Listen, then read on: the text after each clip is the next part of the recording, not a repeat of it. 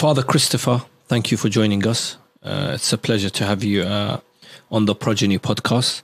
Considering you are a priest, what made you get into studying and lecturing about Islam? It started really with Fâṭima, Lady Fâṭima, because I was researching Hussein, and of course you have to then read about his mother. Yeah. And I was quite shocked that there's so much devotion to Fâṭima and so little written about her. She was a real person and played a fundamental role in the very start of the preaching of the Prophet.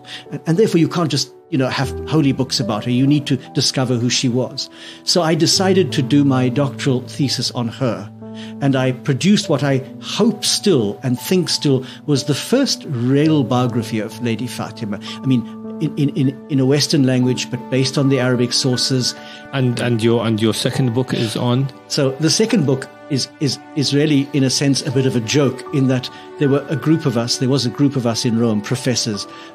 All of us have doctorates in Arabic Islamic studies. So we were sitting around a table at lunch, basically complaining that the Muslim scholars are not writing about the woman of Karbalâ, for example, substantial work. And we each decided that we would take a female figure and produce a proper biography. So, of course, I took Zaynab. I said, I know her mother. I'm going to now do her. None of the others were serious. So none of the others actually did anything. The book is called Half of My Heart because there was a lament that Zaynab sung, I think, on the day of Karbalâ myself. Some of the historians put it later, but I think it was on that very day when she saw the body of her brother and his companions unburied.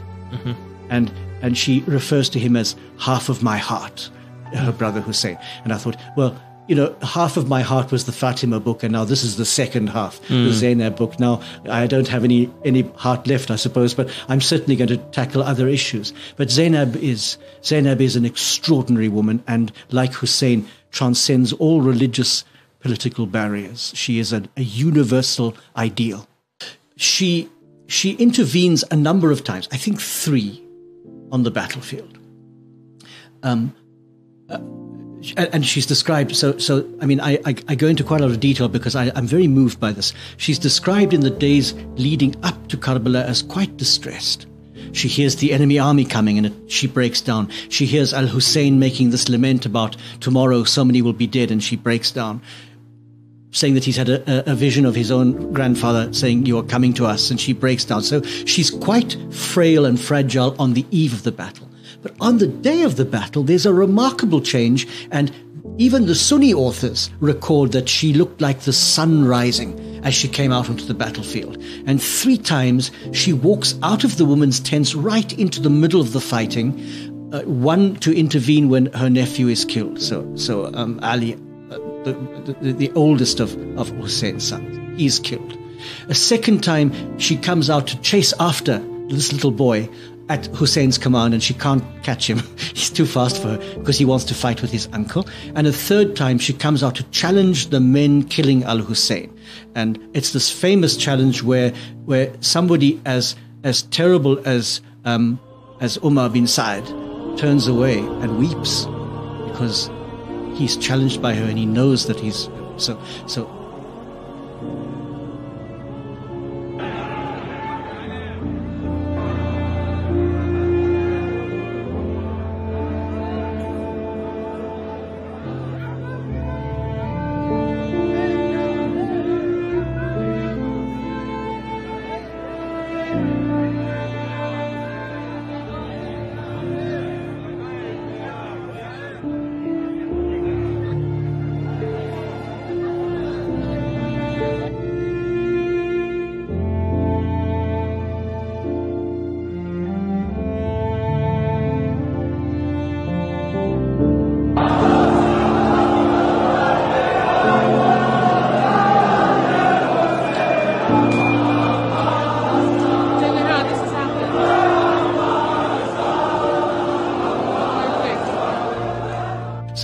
So in that sense, she is of great importance, but even more important after the battle because, and this is where I get into trouble, because she was for a short time the leader of the al-Bayt. There's no doubt about that. Young Ali bin al-Hussein was much too sick to function immediately after the battle. And his life, in fact, is saved twice. She saves his life later on in the court of where they're before Ziyad, but that's later on.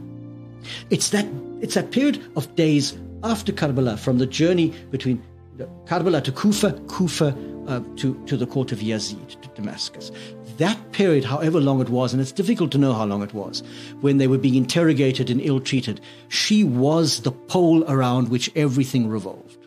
Absolutely. And there's a particular moment where her nephew, Ali bin al-Ḥusayn, says to her, "Be quiet now, let me speak." And that for me is the moment when he takes his place as Imâm. He's Imâm, but when he actually takes his place and takes over leadership of this group. But until then, it is Lady Zaynab. And I always defend this by saying, she's not a woman with masculine virtues. Bravery is not a masculine virtue, it's a human virtue. So we don't want to say she was as good as a man. That's a terrible thing for me. She was an extraordinarily powerful woman who betrayed all the great virtues, by betrayed I mean showed forth all the great virtues that are equally right in women as in men. Bravery, courage, the ability to speak with great articulation against injustice. And in a sense, she functioned as the leader of the House of Islam. Now, I mean, of the al-Bayt. So I then said to some scholars, could she be said in a sense to have shared in the imamah? So I got in a bit of trouble. Yeah. And I understand. Yeah, because because the imamah is something more than that. But she certainly possessed some of the qualities that are crucial to imamah. She did. Without being imamah, without having the legal power and the jurisprudential power of the imam. She had some of the qualities that are necessary for the imam to function. Of that I'm sure.